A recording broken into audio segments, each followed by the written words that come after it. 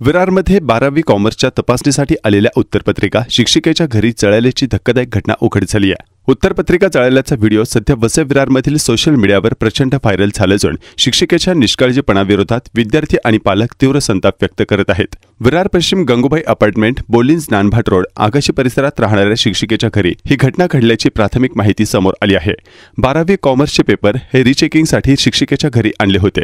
Paper सोफावर ठेवलेले होते। त्यानंतर शिक्षिकेच्या घरातील लोक बाहेर गेले होते। घर बंद असताना शॉर्ट सर्किट होऊन आग लागली आणि त्यामध्ये 12वीचे पेपरही जळून खाक झाले। असे पेपर घरी आणता येतात का? ही शिक्षिका कोणत्या शाळेची आहे? यात कोणाचा निष्काळजीपणा आहे? पेपर जाळले की जळाले याचा बोलिन्स पोलीस तपास करत असून त्यात निष्काळजीपणा असेल तर त्यांच्यावर गुन्हा दाखल करणार असल्याचा बोलिन्सचे वरिष्ठ पोलीस निरीक्षक प्रकाश सावंत यांनी सांगितले आहे।